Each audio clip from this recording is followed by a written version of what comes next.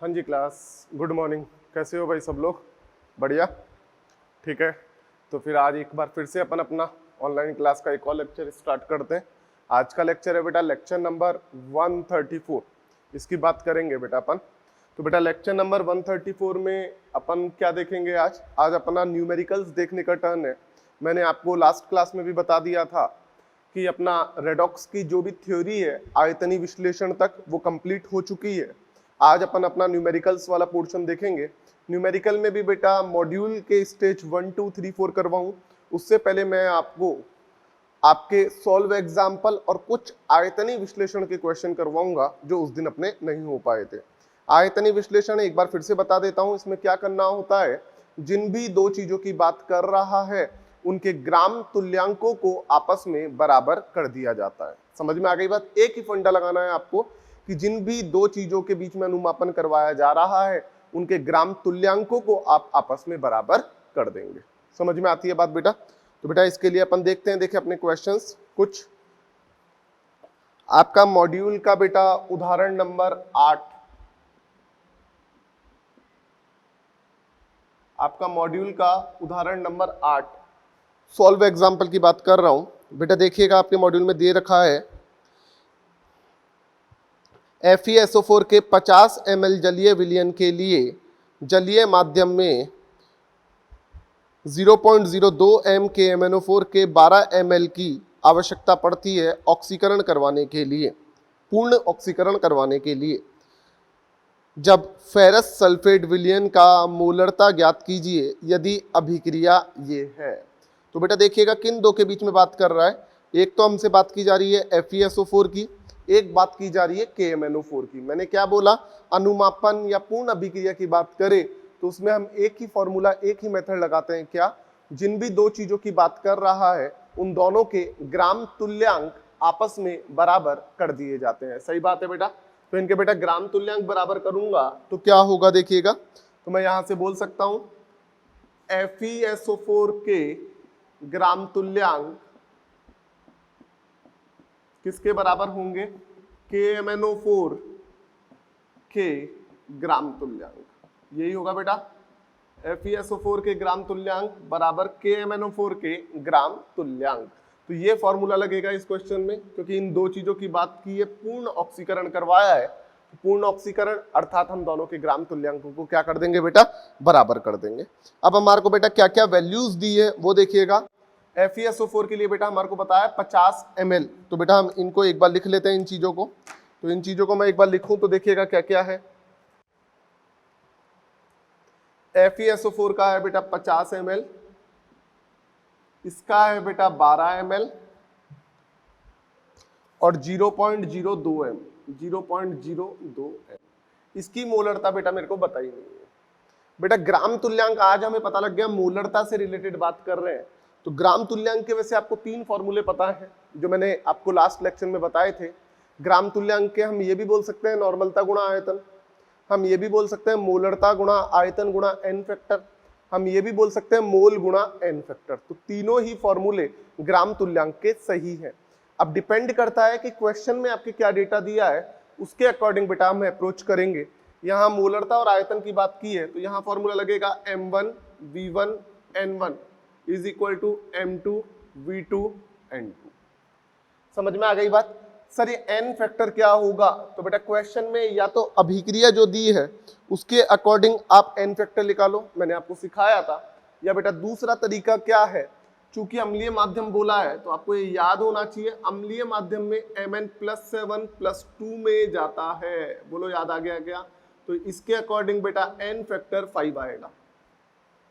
याद करो मैंने आपको इंपॉर्टेंट चीज बताई थी, KMnO4 K2Cr2O7 और आपका ऑक्जेलिक अम्ल और फेरस अमोनियम सल्फेट मोल लवण। तो मैंने KMnO4 में बताई थी अम्लीय माध्यम, क्षारीय माध्यम, उदासीन माध्यम। तो इनके एन फैक्टर आपको याद रहने चाहिए। Fe का बेटा बात करें, Fe अम्लीय माध्यम में हमेशा +2 से +3 में जाएगा। तो इसके लिए बेटा एन फैक्टर कितना हो जाएगा? ये N1 है, ये तो 1 हो गया और N2 5 हो गया। तो बेटा आपके मॉड्यूल में किस तरीके से सॉल्व कर रखा है, आपको सॉल्यूशन को रटना नहीं है, आपको इसकी थीम समझनी है कि क्या तरीका हो सकता है। समझ में आती है बात? तो बेटा मैंने यहाँ पे ये फॉर्मूला लगाया, इसके अकॉर्डिंग बेटा मैं यहाँ बात करूँ M1 मुझे निकालना है V1 50 ml है, n फैक्टर 1 है। M2 मुझे निकालना है और दे रखा है 0.02, V2 12 ml है, n फैक्टर आज 5 है। n फैक्टर का विशेष ध्यान रखें, गलती यही होती है बेटा। आप थोड़ा सा इसको यदि मैं सॉल्व करूं तो M1 आपका क्या आएगा 0.02 गुणा 12 गुणा 5 बटा 50 गुणा 1। सही बात है बेटा। यदि यहां से अपन ये सॉल्व करें तो एक बार दोबारा सॉल्व करके देख लेते हैं क्या आता है। 5 एकम 5, 5 ढाई का 50, डन बेटा। और पॉइंट उठाया 0 0, तो 12 दूना 24, 24 का मतलब बेटा मैं यहाँ पे बोल सकता हूँ M1 कितना 0.024 M। देखिएगा, देखिए यही आंसर आ रहा है क्या। तो बेटा आपका बिल्कुल उदाहरण नंबर 8 का यही आंसर आ रहा है। हमने क्या किया है, जिन दो चीजों की बात की थी उनके ग्राम तुल्यांकों को बराबर किया। ग्राम तुल्यांक क्या क्या होते हैं, नॉर्मलता गुणा आयतन भी होता है, मोलरता गुणा आयतन गुणा एन फैक्टर भी होता है, मोल गुणा एन फैक्टर भी होता है। तो इन तीनों चीजों के अकॉर्डिंग हम ये निकाल सकते हैं। एन फैक्टर अम्लीय माध्यम में मुझे पता है +7 से +2 जाता है तो 5 आया, और Fe +2 से +3 जाएगा तो 1 आएगा।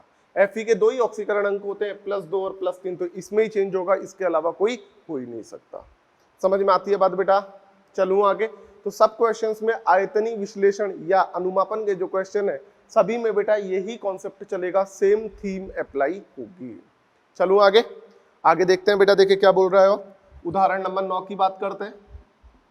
सॉल्व एग्जाम्पल में ही देखिएगा, आपको बोला है 0.1 M KMnO4 है जिसको निम्न अनुमापन के लिए काम में लिया जाता है, तब इसके कितने आयतन की आवश्यकता होगी जो 0.158 ग्राम Na2S2O3 के साथ पूर्ण अभिक्रिया कर ले। तो बेटा आपको ये ध्यान आ रहा है हमें किसकी क्रिया करवानी है।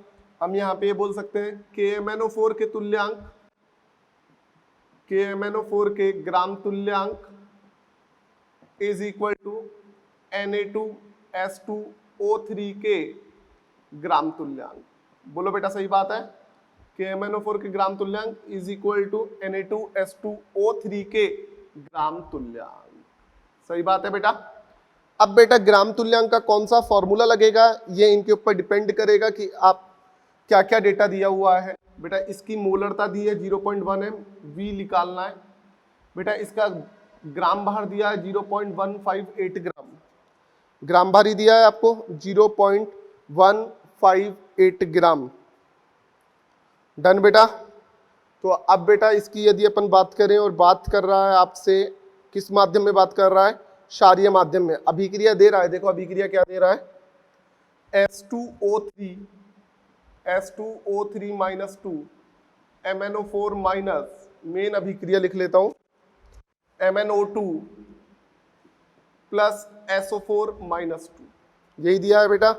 और हमें निकालना क्या है बेटा, KMnO4 का आयतन निकालना है कि कितना आयतन आएगा। तो देखिएगा बेटा एक बार इसको सॉल्व करके देख लेते हैं क्या हो रहा है।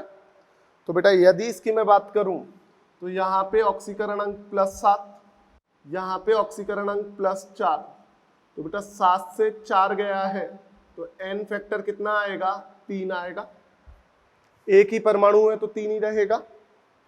बेटा S की बात करूं, यहाँ पे ऑक्सीकरण अंक कितना आएगा, यहाँ पे ऑक्सीकरण अंक आएगा +2 और यहाँ पे ऑक्सीकरण अंक आएगा +6। तो बेटा यहाँ से इसकी बात करूं तो n फैक्टर आएगा 2 से 6, 4 इलेक्ट्रॉन का अंतर, 2 परमाणु है बेटा, इसका ध्यान रखें। तो 2 परमाणु है तो कितना आएगा, 8 आएगा। और यहाँ पे 3 इलेक्ट्रॉन था, एक ही परमाणु था इसलिए 3 आया। बेटा अब हमारे को क्या पता लग गया कि इसका तो मोलरता आयतन दिया हुआ है, तो ग्राम तुल्यांक का फॉर्मूला MnV।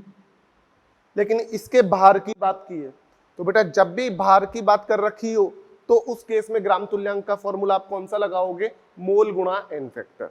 फिर से बोल रहा हूं, ग्राम तुल्यांक के 3 फॉर्मूले हमें पता है, मोलरता गुणा आयतन गुणा एन फैक्टर, नॉर्मलता गुणा आयतन और मोल गुणा एन फैक्टर। तो यहाँ पे जब मोलरता आयतन की बात की है तो ये वाला फॉर्मूला, जब भार की बात की है तो आप ग्राम तुल्यांक का फॉर्मूला लगाओगे मोल गुणा एन फैक्टर। समझ में आ गई क्या बात बेटा। इसे मान लीजिए आपने N1 बोल दिया, इसे N2 बोल दे, जिससे थोड़ा कठिन नहीं हो। तो इसे तो n1 बोल दे और इसे n2 बोल दे। तो देखिएगा बेटा वैल्यूज रखते हैं, ये 0.1 है, ये 3 है, v निकालना है। मोल ग्राम भार बटे अणु भार, ग्राम भार इतना, अणु भार कितना इसका बेटा, आप जब सॉल्व करोगे तो इसका अणु भार आपके पास आएगा 158। समझ में आ गई बात? तो ये अणु भार आ गया into n factor, n factor कितना आया 8। समझ में आती है बात बेटा? अब अपन इसको थोड़ा सा सॉल्व करके देख लेते हैं। तो आपके पास v आएगा 0.158 upon 158 into 8 upon 0.1 into 3। Correct है बेटा? तो ये अपने पास आयतन का फॉर्मूला आया। इसको यहां से अपन जब सॉल्व करेंगे बेटा तो आपके पास आएगा 0.026 लीटर या अपन बोले 26.6 ml। तो बेटा कौन सा ऑप्शन दे रखा है उसके अकॉर्डिंग आपको अप्रोच करनी है कि लीटर में जाए या ml में जाए, इसके अकॉर्डिंग आप बेटा देख सकते हैं। चलो बेटा आगे। तो ये आपके पास सेकंड था उदाहरण नंबर 9, ये भी ग्राम तुल्यांक का क्वेश्चन था। तो ग्राम तुल्यांक के क्वेश्चन में मैंने एक ही चीज बताई है, अनुमापन में एक ही चीज बताई है, चाहे इधर देख लो तुल्यांक बराबर, चाहे इधर देख लो तुल्यांक बराबर, और तुल्यांक का क्या फॉर्मूला होगा वो आपको मैंने बता रखे हैं। इसके बाद कुछ एग्जाम्पल और देख लेते हैं प्रैक्टिस के लिए बेटा। इसके बाद अपन बात कर रहे हैं उदाहरण नंबर 11। देखिएगा, देखिए क्या बोल रहा है, आपको बोल रहा है 1 मोल MnO4 माइनस को Mn+2 में बदलने के लिए आवश्यक आवेशों की संख्या क्या होगी। किस किस को बदल रहे हैं? MnO4 माइनस को Mn+2 में बदल रहा हूं, इसके लिए आवश्यक कुलामों की संख्या इसने पूछी है। तो बेटा एक चीज याद रखिएगा, यहां पे +7 है, यहां पे +2 है, चेंज कितने का हुआ है? 5 इलेक्ट्रॉन का। कितने परमाणु है? एक परमाणु है, तो कितना आएगा? 5 आएगा। बेटा अब ये जो एक थोड़ा अलग पैटर्न का क्वेश्चन है, एक दो क्वेश्चन दे रखे हैं, वैसे ये आपके पास 12th में आएंगे फैराडे से रिलेटेड क्वेश्चन। फैराडे जो अपने पास मोल में भी ग्राम तुल्यांक में आया था, याद आ रहा हो वो, तो तुल्यांक की बार जहां ज्ञात किया था। तो बेटा फैराडे का फॉर्मूला क्या होता है याद रखिएगा, 1 मोल इलेक्ट्रॉन के लिए आवश्यक कूलाम 1 फैराडे होता है। कितना होता है? 1 फैराडे। तो देखो मैंने क्या लिखा है, 1 मोल इलेक्ट्रॉन के लिए आवेश कितना है? 1 फैराडे। ठीक है बेटा? बेटा फैराडे एक वैज्ञानिक का नाम है जो आवेश की संख्या को बताता है। ये जब हम 12th में हमारा एक चैप्टर आएगा वैद्युत रसायन, वहां पे पढ़ेंगे, वहां पे समझ में आएगा। अभी बस आपको ये ध्यान रखना है 1 मोल इलेक्ट्रॉन के लिए आवेश 1 फैराडे होता है। तो यहाँ पे कितना मोल इलेक्ट्रॉन है? 5 मोल इलेक्ट्रॉन है। तो आपने बोला तब 5 मोल इलेक्ट्रॉन के लिए आवेश कितना हो जाएगा? 5f। और 5f का मतलब 5f का मान बेटा कितना होता है? 96500। एक f का मान कितना होता है? 96500 कूलाम।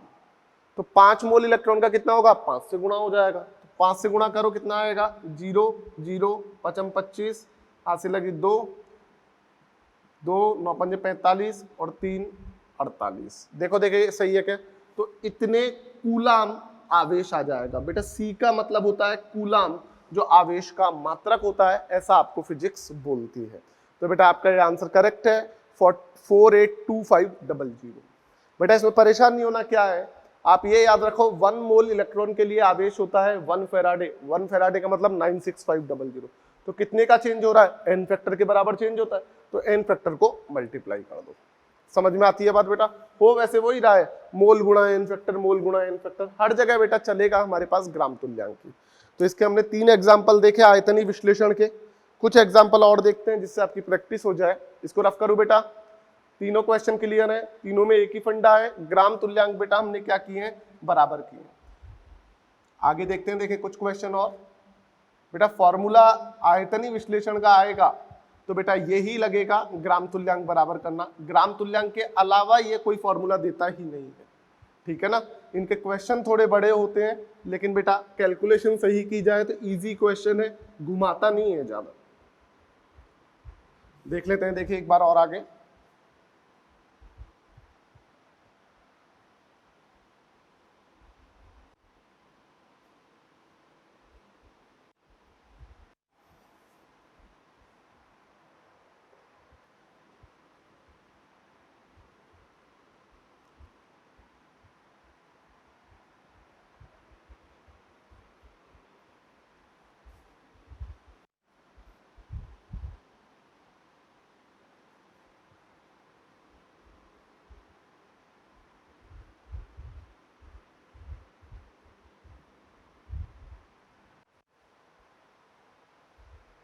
बेटा आगे बात करते हैं, देखिए क्या है, ये अपने पास उदाहरण नंबर 11 तक हो गया था।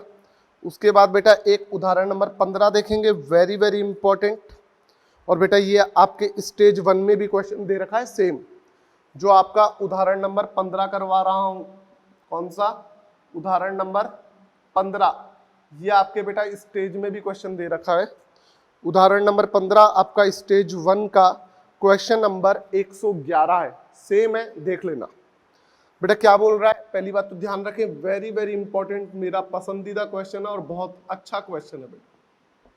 समझ में आ रही है बात? देखते हैं क्या बोलता है बेटा। ये आपको बोल रहा है 0.5 ग्राम ऑक्सलेट को जल में वियोजित किया जाता है और विलयन को 100 ml बनाया जाता है। अनुमापन करने पर 10 ml ऑक्सलेट का यह विलयन 15 ml N/20 KMnO4 के साथ अनुमापन करता है, तब इस नमूने में ऑक्सलेट की प्रतिशत मात्रा ज्ञात करें। बेटा वेरी वेरी इंपॉर्टेंट क्वेश्चन, बहुत अच्छा क्वेश्चन है। बात करते हैं क्या बोल रहा है। तो हमको यहाँ से एक चीज तो समझ में आ गई कि ये करवाना क्या चाह रहा है, वही ग्राम तुल्यांक की बात है। किस किस के बीच में अनुमापन हुआ है, अनुमापन वर्ड काम में आते ही समझ में आ गया कि ग्राम तुल्यांक बराबर होंगे। तो अनुमापन बेटा KMnO4 और ऑक्सलेट, इन दोनों के बीच में अनुमापन किया गया है। तो मैं यहाँ पे ये बोल सकता हूँ बेटा क्या, C2O4-2, इसे ऑक्सलेट बोलते हैं, याद रखें। C2O4-2 को क्या बोला जाता है, ऑक्सलेट। तो C2O4-2 के ग्राम तुल्यांक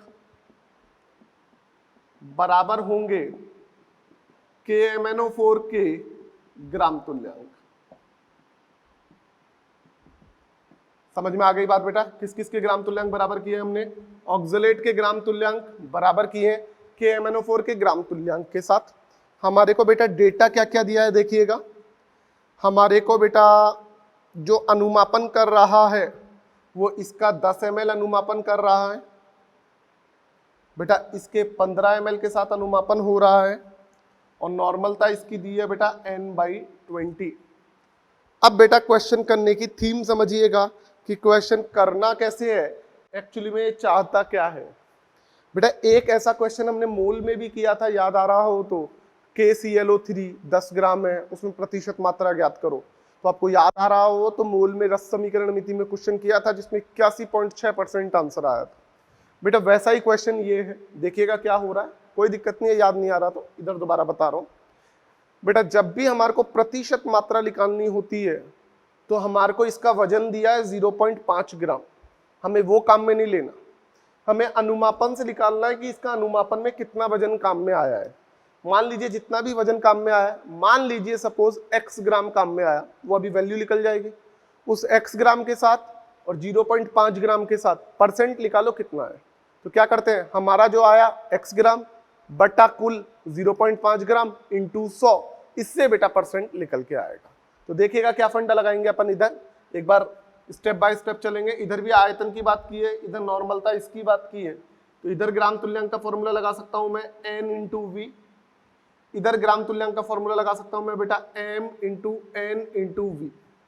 ग्राम तुल्यांक का फॉर्मूला नॉर्मलता गुणा आयतन भी होता है, ग्राम तुल्यांक का फॉर्मूला मोलरता गुणा आयतन गुणा n फैक्टर भी होता है, और ग्राम तुल्यांक का फॉर्मूला मोल गुणा n फैक्टर भी होता है। तो मोल गुणा n फैक्टर कब लगता है, जब हमारे को ग्राम भार दे के ग्राम तुल्यांक की बात करें। यहाँ पे प्रतिशत पूछा इसलिए कंफ्यूज नहीं हो, जैसे ग्राम भार तो यहाँ भी दिया है, लेकिन यहाँ पे बेटा प्रतिशत पूछा है। अब देखिएगा बेटा क्या क्या चीजें हो रही हैं, कैसे हो रही है। तो बेटा इसके लिए तो आपने सिंपल बोल दिया 1/20 इंटू 15, ml से ml कट जाएगा, कोई दिक्कत ही नहीं है। इधर देखिएगा बेटा मोलरता मुझे निकालनी है, C2O4-2 के लिए n फैक्टर क्या होगा, तो बेटा याद रखें C2O4-2 हमेशा CO2 में बदलता है, तो बेटा इस पे +3 इस पे +4, सही बात है बेटा। n फैक्टर कितना आएगा देखिएगा, n फैक्टर 1 इलेक्ट्रॉन है, 2 परमाणु है तो 2 आएगा। तो बेटा यहाँ पे n फैक्टर 2 हो गया। आयतन कितना दे दिया है, 10 ml दे दिया है। आप बोलोगे सर आयतन तो 100 ml दिया है, बेटा आयतन 100 ml नहीं दिया है, 100 ml तो विलयन में वियोजित किया हुआ है ऑक्सलेट का, लेकिन जो अनुमापन किया है वो 10 ml नहीं किया है। समझ में आ गई बात? तो सर उस 100 ml का क्या काम है, बेटा वो 100 ml जो है जो विलयन में घोला गया है उसकी सहायता से हम ये निकालेंगे, क्या मोलरता निकालने की कोशिश करेंगे कि मोलरता कैसे निकाली जा रही है। समझ में आ रही है बात बेटा? तो अब बेटा देखिएगा मोलरता के लिए फॉर्मूला, मोलरता का फॉर्मूला होता है मोल प्रति लीटर, मोल प्रति लीटर, ये इंटू 2 इंटू 10 तो आ ही गया, यहाँ पे 1/20 इंटू 15 है। मोलरता का फॉर्मूला लगा रहा हूं, तो मोलरता में बोला है मोल प्रति लीटर, मोल क्या होता है ग्राम भार बटे अणु भार, ऑक्सलेट का अणु भार 88 होगा, बोलो सही बात है क्या? 12 दूना 24 और 64 88 आएगा, बटा आयतन, आयतन 100 ml है, ml को लीटर में बदला तो बटा 1000, तो जो 100 ml था वो मोलरता निकालने के काम में आ रही है क्योंकि इतना विलियन में घोला गया है। समझ में आती है क्या बात बेटा? अब इसको थोड़ा सा यदि अपन सॉल्व करें तो ये आएगा आपके पास W बटा 88 गुणा 100 गुणा 1000 गुणा 2 गुणा 10 इज इक्वल टू 15/20। तो यहाँ से थोड़े सा कैलकुलेशन किए हमने बेटा, 0 से 0 गया, उसके बाद बेटा ये 2 से काटा तो ये 44 आया बेटा। फिर यहाँ से आप जब इसे सॉल्व करोगे तो बेटा ये W आपके पास 3.3 ग्राम आएगा, काटा पीटी करके सॉल्व कर लीजिएगा, ये आपके पास सॉल्व होके आएगा वो कितना आ रहा होगा, सॉरी 3.3 नहीं 0.33 ग्राम। सॉल्व करके देख लेना जो भी हो, कैलकुलेशन में अपन अभी अपना टाइम खराब नहीं करेंगे बेटा। ये इतना आ रहा है, अनुमापन से वजन निकल के आया 0.33 ग्राम और दिया कितना था 0.5 ग्राम, तो परसेंटेज देखो तो आपने बेटा बोल दिया है प्रतिशत मात्रा किसकी, ऑक्सलेट की, C2O4-2 की। तो जो मात्रा आई है वो दी कितनी है 0.5 इंटू 100, जो मात्रा आई है अनुमापन में वो दिया है आपको 0.5 इंटू 100। तो बेटा इधर से आप जब इसको सॉल्व करोगे तो बेटा ये आपका कितना आ रहा होगा देख लीजिए, 2 0 से 2 0 जाएगी, ऊपर 2 0, 5 का 30, 5 का 30, 66% आएगा बेटा, देख लीजिए। वेरी वेरी इंपॉर्टेंट क्वेश्चन, एक बार दोबारा एक्सप्लेन कर रहा हूं आपको। यहाँ पे ऑक्सलेट और KMnO4 की बात की है, दोनों के ग्राम तुल्यांकों को बराबर किया, इसका नॉर्मलता और आयतन दिया है वो लिख लिया, इसके लिए आयतन दिया हुआ है तो ml से ml कट गया, कोई दिक्कत नहीं है। मोलरता निकालनी है तो मोलरता का फॉर्मूला मोल प्रति लीटर, इधर आयतन 100 ml है, इसको लीटर में लेना पड़ेगा क्योंकि मोलरता निकाली जा रही है। तो यहाँ से n फैक्टर 2 आ गया, ये पता है क्योंकि ऑक्सलेट हमेशा CO2 में चेंज होता है, लिखवा के आया हूं। यहाँ से बेटा वजन निकाला 0.33 ग्राम, प्रतिशत तो बेटा जितना वजन दिया है वो शुरू में कितना था 0.5 ग्राम इंटू 100, जैसे परसेंटेज निकालते हैं कि कितने नंबर आए हैं वो बटा टोटल इंटू 100। तो यहाँ से हमारे को बेटा पता लग जाएगा कि इस नमूने में ऑक्सलेट की कितनी प्रतिशत मात्रा उपस्थित है। समझ में आती है बात? तो बेटा ये कुछ सॉल्व एग्जाम्पल थे जो आयतनी विश्लेषण के थे जिनकी अपन ने बात की है। जो मैंने आपको लास्ट लेक्चर में बोला था लेक्चर नंबर 133 में कि आयतनी विश्लेषण के क्वेश्चन में नेक्स्ट लेक्चर में कराऊंगा, तो ये थे जिनमें ग्राम तुल्यांक बराबर गए। बेटा थ्योरी में परेशान नहीं होना है कि सर थ्योरी में तो पता नहीं क्या क्या लिख रहा है, बेटा जो हमारे न्यूमेरिकल्स में काम आएगा वो ये आएगा। समझ में आ गई बात बेटा? चलूं आगे। तो अब बेटा अपन अपने स्टेज 1 पे चलते हैं। स्टेज 1 में बेटा मैंने आपको क्वेश्चन नंबर 64 तक करवा दिए थे, ठीक है ना? स्टेज 1 की बात कर रहा हूं और स्टेज 1 में भी बेटा आप लोग यदि ध्यान रखेंगे तो अपन देखें तो स्टेज 1, यहां से स्टेज 1 की बात हो रही है, इसमें क्वेश्चन नंबर 64 तक तो हो गए थे। अब बेटा बात कर रहे हैं question number 65, stage 1 module solve करवा रहा हूं। आपको बोला है जब मोहर लवण को ऑक्सीकृत किया जाता है तब इसका तुल्यांकी भार क्या होता है। तो बेटा जब भी मोहर लवण की बात की जाती है, मोहर लवण मतलब FeSO4 NH4 का ट्वाइस SO4.6H2, बेटा इसे क्या बोला जाता है आपका, इसे बोला जाता है आपका मोहर लवण। और बेटा जब भी आपसे मोहर लवण की बात होगी तो मोहर लवण में याद रखिएगा हमेशा Fe+2 Fe+3 में जाता है, इसलिए इसका n फैक्टर हमेशा 1 होता है। तो मोहर लवण के लिए कभी भी बात करें आप n फैक्टर कितना लेके चलेंगे बेटा, 1 लेके चलेंगे। और तुल्यांकी भार का फॉर्मूला आप लोगों को पता है, क्या पता है? तुल्यांकी भार इज इक्वल टू अणु भार बटा n फैक्टर, सही बात है। तो बेटा n फैक्टर कितना है आज इसका 1 है, तो मैं कह सकता हूं कि आज इसका तुल्यांकी भार और अणुभार बराबर होगा। क्यों? क्योंकि n फैक्टर हमने कितना ले लिया बेटा, n फैक्टर हमने 1 ले लिया। 1 क्यों? मोल लवण के लिए फिक्स होता है। तो क्वेश्चन नंबर 65 का आपका सेकंड ऑप्शन करेक्ट है, सॉरी 65 का, हाँ सेकंड, फर्स्ट ऑप्शन करेक्ट है कि मोल लवण को जब ऑक्सीकृत किया जाता है तो इसका तुल्यांकी भार अणु भार के बराबर होगा। तो क्वेश्चन नंबर 65 का फर्स्ट ऑप्शन आएगा। क्वेश्चन नंबर 66 की बात करते हैं स्टेज 1 में। स्टेज 1 में क्वेश्चन नंबर 66 देखते हैं क्या कह रहा है बेटा। आपको 66 कह रहा है जब SO2 की O3 के साथ रिएक्शन होती है तो तब SO2 का तुल्यांकी भार क्या होगा। तो बेटा आपकी SO2 की O3 के साथ रिएक्शन होगी तो याद रखें ये इसको ऑक्सीकृत SO4-2 में करता है। बेटा कुछ ये आपको याद रखना पड़ेगा अभिक्रिया किसमें क्या होती है। जैसे मोल लवण में बताई, ऑक्सलेट CO2 में बदलता है बताई, MnO4- आपका अम्लीय माध्यम, क्षारीय माध्यम, उदासीन माध्यम में अलग अलग में बदलता है। आपका Fe+2 से +3 में जाता है। ये कुछ चीजें आपको बेटा ध्यान होनी चाहिए। तो बेटा यहाँ पे अपन बात करें, इस पे बेटा +4 है, इस पे बेटा +6 है। यहां से यहां बेटा मैंने चेंज किया तो आपको पता लगा n factor is equal to 2 electron का चेंज हो रहा है, एक परमाणु है तो कितना आएगा, 2 आएगा। डन। मुझे बेटा SO2 के तुल्यांकी भार की बात करनी है तो आपने क्या बोला, तुल्यांकी भार इज इक्वल टू अणु भार बटा n फैक्टर। n फैक्टर कितना है, 2। तो ये बेटा आपका आंसर हो जाएगा। तो बेटा क्वेश्चन नंबर 66 का आपका ऑप्शन 2 करेक्ट है, देख लीजिए। समझ में आती है बात। तो स्टेज 1 का ही नेक्स्ट देखते हैं। क्वेश्चन नंबर 70 क्या बोल रहा है बेटा। आपको एक अभिक्रिया दी है जिसमें फेरिक लवण हाइड्रोजन को अपचयित कर रहा है। तो बेटा क्या अभिक्रिया हो रही है देख लीजिए। 4Fe+3 N2H4, बेटा इसे हाइड्रोजन बोलते हैं। N2H4 को हाइड्रोजन बोलते हैं, Fe+3 को फेरिक आयन बोलते हैं। तो बेटा ये किस किस में बदलेगा, ये आपका बेटा बदलेगा 4Fe+2 plus N2 plus 4H+। तो आपको बेटा हाइड्रोजन के 1 मोल द्वारा कितने इलेक्ट्रॉनों की हानि हुई है उसे चेक करना है।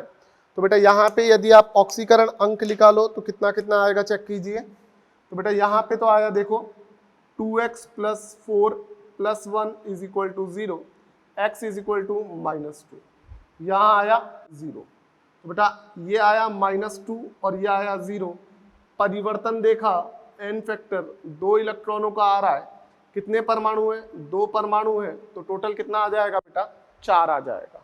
तो मतलब 4 इलेक्ट्रॉनों की हानि हुई है किसमें, हाइड्रोजन के एक अणु में या एक मोल में। क्वेश्चन में जरूर ध्यान रखें कि एक परमाणु से पूछ रहा है या एक अणु से पूछ रहा है। परमाणु से पूछ रहा है तो केवल 2 ही आता, एक n के लिए। अणु पूछ रहा है तो पूरे के लिए आएगा जो कितना है, 4। तो इसका आंसर आएगा बेटा 4 इलेक्ट्रॉन। तो आपका ऑप्शन देख लीजिए कौन सा ऑप्शन करेक्ट है। मेरी साइड से इसका आंसर 4 इलेक्ट्रॉन। तो बेटा इसका ऑप्शन 2 करेक्ट है आपका। तो बेटा ये अपन ने क्वेश्चन नंबर 70 तक देख लिए स्टेज 1 में। सभी में बेटा फॉर्मूला मेथड जो अपन चल रहे हैं वो सेम सिमिलर फॉर्मूला मेथड चलेगा। आगे अपन बात करते हैं इसकी। रफ करो इनको।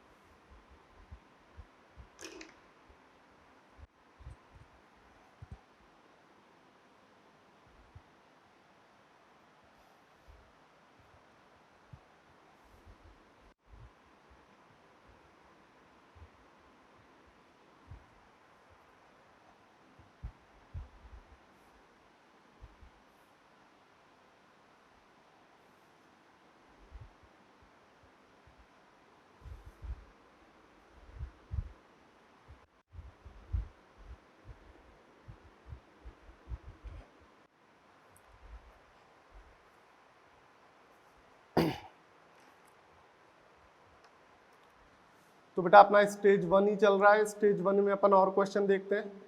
अपन ने क्वेश्चन नंबर 70 तक देख लिए हैं कि किस किस की बात हमसे की है।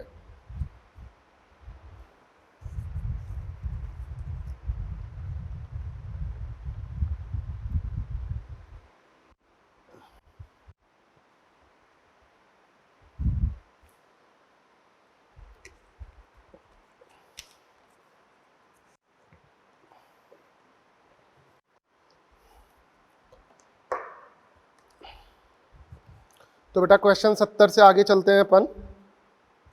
इसके बाद आ जाइए आप स्टेज 1 में। क्वेश्चन नंबर 80 बेटा इंपॉर्टेंट है, अभिक्रिया संतुलन का है। इस टाइप के क्वेश्चन की मैं आपको आज एक ट्रिक भी बताऊंगा। क्वेश्चन नंबर 80 की बात कर रहा हूं बेटा, स्टेज 1 में आपको दिया है AX plus B HPO3 change into CHXO3 plus DPO plus H2, ये दिया है आपको।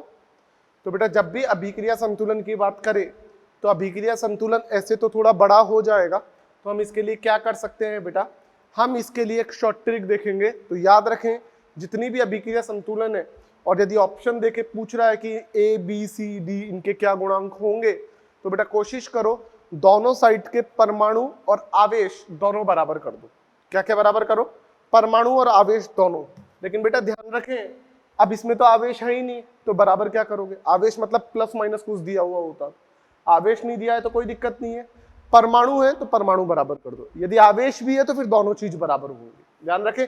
तो देखो कैसे समीकरण बना रहे हैं, एक बार समझो बेटा। मैंने इन आपस में इनकी तुलना की, तो x कितने हैं, इधर तो a है, x की बात कर रहा हूं, और इधर कितने हैं, c है।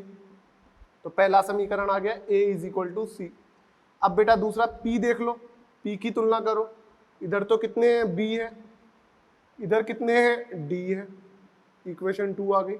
अब हाइड्रोजन की तुलना करो, हाइड्रोजन की बात करूं, इधर तो b है, इधर देखो ये रे C प्लस 2, यहाँ पे ये है, तो ये इक्वेशन 3 आ गई। तो बेटा जो भी आपको अभिक्रिया दी है उस अभिक्रिया में लेफ्ट हैंड और राइट हैंड की तुलना की जाती है। पहले तो परमाणु संतुलित किए जाते हैं और फिर आवेश संतुलित किए जाते हैं। तो बेटा इस तरीके से अपन ने x की तुलना की, इधर a है और इधर c है, p की तुलना की, इधर b है इधर d है, हाइड्रोजन की तुलना की, इधर b है इधर c, तो ये रे प्लस 2। अब बेटा आप यहां से ऑप्शन चेक करो कि कौन सा ऑप्शन इसको संतुलित कर रहा है। तो बेटा ऑप्शन चेक करते हैं। देखें पहला ऑप्शन हमने लगाया, ए बी सी की क्या क्या वैल्यू दे रखी है, ए बी सी डी की आपको 3 5 वैल्यू दे रखी है, ये ए की, ये बी की, ये सी की, ये डी की। अब इसे बेटा इसमें रख के देखो कि तीनों इक्वेशन को ये संतुलित कर रहे हैं या नहीं कर रहे हैं। तो बेटा देखो a बराबर सी, तो 3 बराबर 3, इक्वेशन 1 संतुलित है। b बराबर d, 5 बराबर 5, इक्वेशन 2 भी संतुलित है। भाई ध्यान रखें ये a है, ये b है, ये c है, ये d। फिर b बराबर 5 बराबर c प्लस 2, 3 प्लस 2 5, करेक्ट है। तो मतलब बेटा इसका ऑप्शन 1 ही करेक्ट है, यही आंसर होगा। आप बोलोगे सर आगे, आगे आप क्या करके देख लो, ऑप्शन 2 3 4 वो संतुलित नहीं हो रहे होंगे, वो सभी समीकरणों को संतुलित नहीं करेंगे। भाई तीनों की तीनों समीकरण संतुलित होनी चाहिए। समझ में आ गई बात। तो शॉर्ट ट्रिक है, जो भी किया है समीकरण बनाओ, डायरेक्ट ऑप्शन चेक करो, डायरेक्ट आंसर आएगा। ओके बेटा। तो ऐसे ही और ट्रिक जहां जहां आएंगी वो मैं आपको बताता चलूंगा। तो ये बेटा अपना क्वेश्चन नंबर 80 था। इसके बाद बेटा अपन बात कर रहे हैं क्वेश्चन नंबर 91। 91 आपको बोल रहा है Cr2O7-2 Fe+3H+, ये अभिक्रिया संभव नहीं है। क्यों संभव नहीं है बेटा, देखिएगा इस पे आपने चार्ज देखा +6, तो Cr अम्लीय माध्यम में +6 से +3 में जाता है। तो बेटा हमको पता लग गया इधर क्या आना चाहिए, Cr+3 आना चाहिए। Fe बेटा +3 में है, तो Fe 2 ही प्रकार के ऑक्सीकरण अंक शो करता है, एक तो +3 और एक +2। तो +3 में है तो ये किस में जाएगा, +2 में जाएगा। तो बेटा इसका भी अपचयन, इसका भी अपचयन, भाई ये भी अपचयन हो रहा है, ये भी अपचयन हो रहा है। तो बेटा रेडॉक्स अभिक्रिया नहीं है। क्योंकि आपको जब चैप्टर स्टार्ट किया था वहीं पे बता दिया था कि रेडॉक्स अभिक्रिया की कंडीशन है कि एक का ऑक्सीकरण होगा तो एक का अपचयन होगा। यदि दोनों का ही अपचयन हो रहा है तो ये तो रेडॉक्स अभिक्रिया ही नहीं है। तो इसलिए आपसे पूछा जाए कि रेडॉक्स अभिक्रिया संभव नहीं है, क्यों? क्योंकि इसमें दोनों का ही अपचयन हो रहा है, या फिर हम बोले रेडॉक्स अभिक्रिया के लिए एक ऑक्सीकारक और एक अपचायक होना चाहिए। लेकिन बेटा यहाँ पे तो आपने देख लिया है ये दोनों ही क्या है बेटा, आपके ऑक्सीकारक है। तो बेटा हम बोल सकते हैं इसमें Cr2O7-2 और Fe+2 दोनों ऑक्सीकारक पदार्थ है, इसलिए ये अभिक्रिया संभव नहीं है। समझ में आती है बात बेटा? आगे देखते हैं बेटा, देखे क्या है और क्वेश्चन नंबर 93 में आते हैं। तो क्वेश्चन 93 में बात करूं, आपको बोला है कि MnO4 का 1 मोल H2SO4 के साथ क्रिया करता है तब ऑक्सीजन के कितने तुल्यांक बनाता है। तो बेटा जब भी ऐसी बात आ जाए तुल्यांक की, तो किन दो की बात कर रहा है, KMnO4 और ऑक्सीजन। तो आपने बोला KMnO4 के तुल्यांक, ग्राम तुल्यांक बोलूं या तुल्यांक एक ही बात है, ऑक्सीजन के तुल्यांक। बोलो बेटा सही बात है क्या? तो बेटा यहां से दोनों को कंपेयर करूं, क्या क्या आ रहा है, KMnO4 साथ में H2SO4 बोला है। H2SO4 का मतलब बेटा अम्लीय माध्यम, और अम्लीय माध्यम में आपको याद होना चाहिए +7 से ये किस में जाता है, +2 में जाता है, तो N फैक्टर आपके पास 5 आएगा। H2SO4 का मतलब अम्ल, और अम्ल का मतलब KMnO4, N फैक्टर कितना शो कर देगा, 5 शो कर देगा। KMnO4 के कितने मोल बोले हैं, 1 मोल बोला है। तो देखो तुल्यांक का फॉर्मूला, मोल गुणा N factor is equal to oxygen के तुल्यांक। बोलो सही बात है क्या? क्योंकि डायरेक्ट तुल्यांक पूछे। तो बेटा मोल दिए हैं इसके 1, N फैक्टर है 5, तो ऑक्सीजन के तुल्यांक कितने आ गए बेटा, 5 तुल्यांक आंसर आना चाहिए। बोला बेटा समझ में आती है क्या बात? तो इधर से अपने पास आंसर क्या आ जाएगा, 5 तुल्यांक ऑक्सीजन क्रिया करेंगे किससे, 1 मोल KMnO4 जब H2SO4 के साथ क्रिया कर रहा है। क्लियर है बेटा? इसके बाद बेटा क्वेश्चन नंबर 99 देख लेते हैं क्या बोल रहा है। बेटा सारे क्वेश्चन नहीं करवा रहा हूं, जो बच गए आप ट्राई करें, सारे होंगे। सेम पैटर्न के क्वेश्चन नहीं करा रहा हूं, अलग अलग पैटर्न के करा रहा हूं, क्योंकि बेटा अपन को स्टेज 1 2 3 4 चारों देखने हैं। बेटा क्वेश्चन नंबर 99 में देखें तो आपको दिया है 14H+ Cr2O7-2 3 निकल क्रिया कर रहा है 2Cr+3 +7H2O +3Ni+2। तो इसमें पूछा है कि अपचायक पदार्थ कौन है। तो बेटा ये 0, ये +6, +6 से +3 जा रहा है तो अपचयन हो रहा है, और निकल 0 से +2 जा रहा है तो ऑक्सीकरण हो रहा है। तो बेटा आपको पता होना चाहिए जिसका ऑक्सीकरण होता है वही क्या होता है, अपचायक होता है। तो इधर पूछा था अपचायक कौन है, तो आपने बोला अपचायक पदार्थ उपरोक्त अभिक्रिया में निकल है।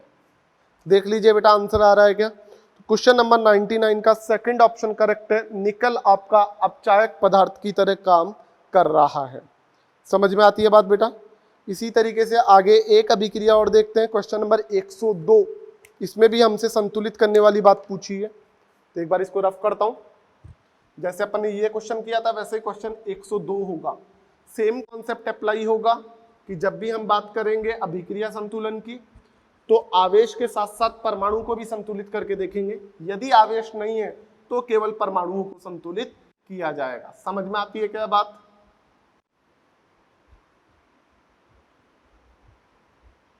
तो बेटा जो क्वेश्चन मैं छोड़ रहा हूं वैसे नहीं आपको भी छोड़ना है बेटा, करके देखना है। एक बार नहीं समझ में आया 2 बार पढ़ो, 3 बार पढ़ो।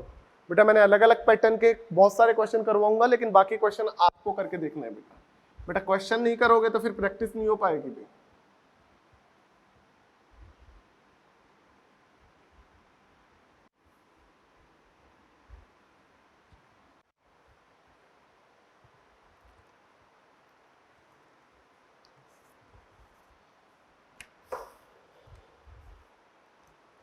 बेटा नेक्स्ट बात कर रहा हूं आपसे, क्वेश्चन नंबर 102 क्या बोल रहा है देखो। आपको अभिक्रिया दी है ANaIO3 प्लस BNaHSO3 प्लस, या ये किस में बदल रहा है, CNA2SO4 plus DNaHSO4 plus EI2 plus FH2। और आपको बेटा ABCDEF इनकी वैल्यू बतानी है। तो बेटा इसके गुणांक आपको दिए गए हैं, ऑप्शन चेक करेंगे। परमाणुओं के साथ साथ आवेश को भी संतुलित करेंगे, लेकिन यहाँ आवेश नहीं है तो केवल किसको संतुलित किया जाएगा बेटा, परमाणुओं को संतुलित किया जाएगा। तो परमाणुओं के लिए तुलना करते हैं बेटा, पहले सोडियम की तुलना देखता हूं। तो बेटा सोडियम इधर तो A इधर B, A plus B is equal to 2C plus D, equation number 1। अब बेटा तुलना की I की, तो इधर A बेटा इधर 2E, इक्वेशन 2। अब बेटा तुलना कर लेता हूं सल्फर की, बेटा इधर तो B, बेटा इधर C प्लस D, सही बात है, C प्लस D। अब बेटा हाइड्रोजन की तुलना कर लेता हूं, बेटा इधर हाइड्रोजन B, इधर हाइड्रोजन देखें D प्लस 2F। ये बेटा आपके पास आ गया। सर समीकरण कितनी बनानी है, बेटा जितने गुणांक दे रखे हैं वो सारे गुणांक समीकरणों में आने चाहिए। कम से कम 2-3 समीकरण तो बनाओ जिससे चेक कर सके अपन। समझ में आ गई बात। आवेश है नहीं तो आवेश संतुलित होंगे नहीं, केवल परमाणु को चेक करना है। अब बेटा ऑप्शन चेक कर लो, देखिए क्या बोल रहा है। तो बेटा ऑप्शन चेक करो।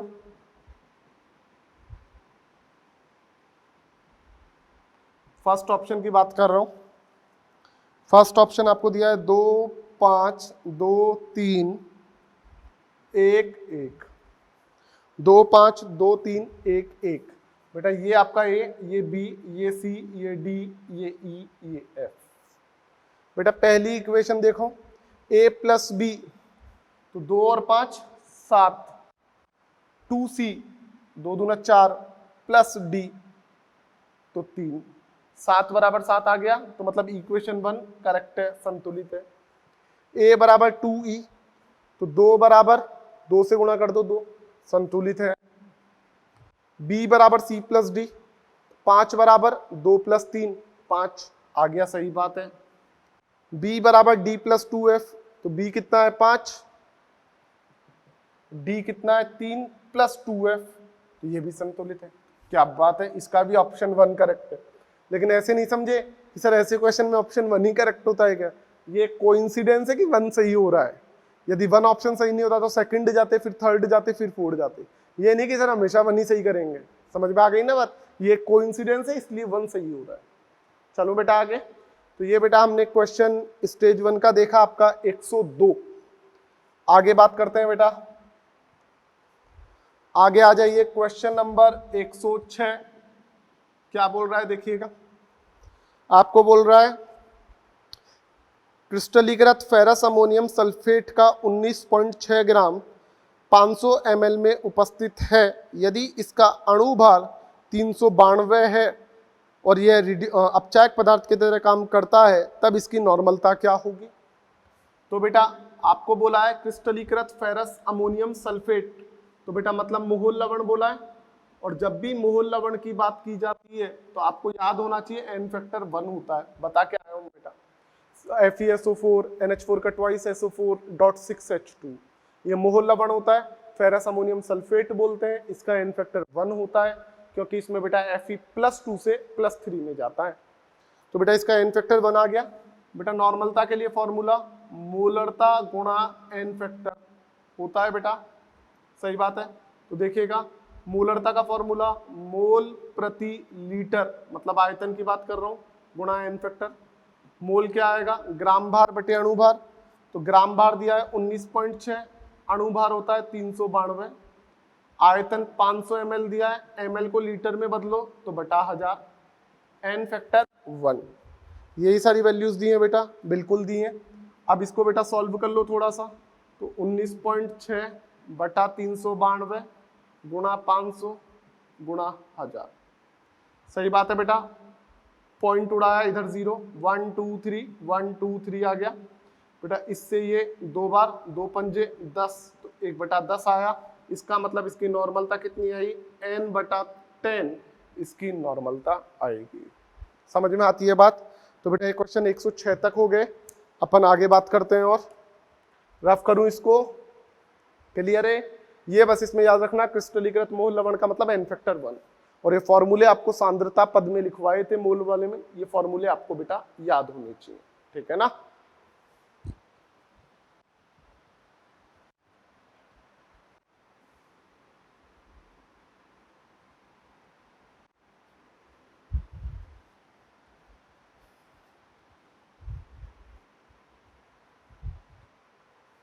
आगे देखते हैं बेटा कुछ क्वेश्चंस और।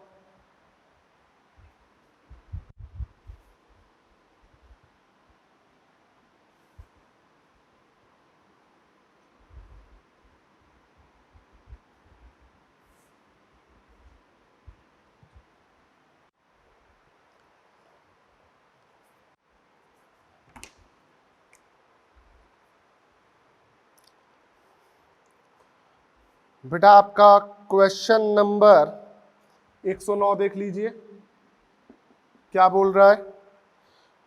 25 ml 0.1 N मोल लवण 25 ml KMnO4 के साथ अनुमापित किया जाता है, तब KMnO4 की सांद्रता ग्राम प्रति लीटर में। ग्राम प्रति लीटर मतलब बेटा सामर्थ्य की बात कर रहा है। तो हमने यही बोला, क्या जो मोल लवण है, मोल लवण के तुल्यांक बराबर KMnO4 के तुल्यांक। सही बात है, ग्राम तुल्यांक बोलू या तुल्यांक। बेटा फॉर्मूला इधर हमारे पास लग गया N1V1, इधर मोलरता गुणा n फैक्टर गुणा आयतन। सही बात है, जो दिया है उसके अकॉर्डिंग अप्रोच होगी, इसमें कोई दिक्कत ही नहीं है। तो बेटा यहाँ पे देखो, मोल लवण का नॉर्मलता दिया आपको 0.1, आयतन दिया है 25 ml, इसकी मोलरता निकालनी है। अम्लीय माध्यम में इसका n फैक्टर याद रखें, +7 से +2 में जा रहा है, तो n फैक्टर इसका 5 आएगा अम्लीय माध्यम के लिए। आयतन की बात करूं बेटा, इसमें आयतन 25 ml। सही बात है। तो यहां से बेटा 25 से 25 चला गया, तो आपका m कितना आया, 0.1/5, यही आया। अब बेटा ये तो मोलरता आई है, आपको पूछा है सामर्थ्य, ग्राम प्रति लीटर में पूछी है सांद्रता, तो ग्राम प्रति लीटर का मतलब सामर्थ्य की बात कर रहा है। और सामर्थ्य का फॉर्मूला देख लो बेटा, इंपॉर्टेंट फॉर्मूला है। सामर्थ्य जो ग्राम प्रति लीटर में होती है, इसका फॉर्मूला होता है मोलरता गुणा अणुभार। क्या होता है, मोलरता गुणा अणुभार। मोलरता 0.1/5 आई, अणुभार इसका 158 होता है। बोलो सही बात है क्या। तो बेटा यहां से इसको सॉल्व कर लो, तो सॉल्व करोगे तो कितना आएगा, 5 एकम 5, 5 3 15, 5 एकम 5, 5 6 30। बेटा इसको सॉल्व किया, 3.16 ग्राम प्रति लीटर। समझ में आ गई क्या बात। तो आपका इसका आंसर क्या आएगा, 3.16 ग्राम प्रति लीटर आएगा। डन। दोनों के तुल्यांक बराबर किए। तुल्यांक से हमने जो अननोन चीज थी मोलरता वो लिखा ली, लेकिन सांद्रता का मतलब केवल मोलरता नहीं होता, उसने मात्रक से क्लियर कर दिया है। वो पूछना क्या चाह रहा है, ग्राम प्रति लीटर। तो ग्राम प्रति लीटर किसका फॉर्मूला होता है, सामर्थ्य का। और आज के बाद ये फॉर्मूला अच्छे से रट ले, वेरी वेरी इंपॉर्टेंट, पीछे भी लिखवा के आया हूं। सामर्थ्य क्या होती है, मोलरता गुणा अणुभार, वेरी वेरी इंपॉर्टेंट। ऐसे फॉर्मूले बेटा डायरेक्ट पूछ लिए जाते हैं। आपको पूरा क्वेश्चन पता है, ये फॉर्मूला नहीं पता तो नहीं हो पाएगा काम। समझ में आ गई बात। तो बेटा ये अपन ने कर लिए, क्वेश्चन नंबर 109 तक कर लिए। बाकी के क्वेश्चन एक बार आप अभी चेक करना, बाकी की बात बेटा अपन नेक्स्ट लेक्चर में करेंगे, ठीक है। जो क्वेश्चन रह गए हैं घबराएं नहीं, आगे के मैं कराऊंगा, पीछे के आप ट्राई करें, क्वेश्चन होंगे बेटा, इजी क्वेश्चन है। ओके ठीक है, चलो तो फिर बाकी की बातचीत करते हैं अपन नेक्स्ट क्लास में। Thank you.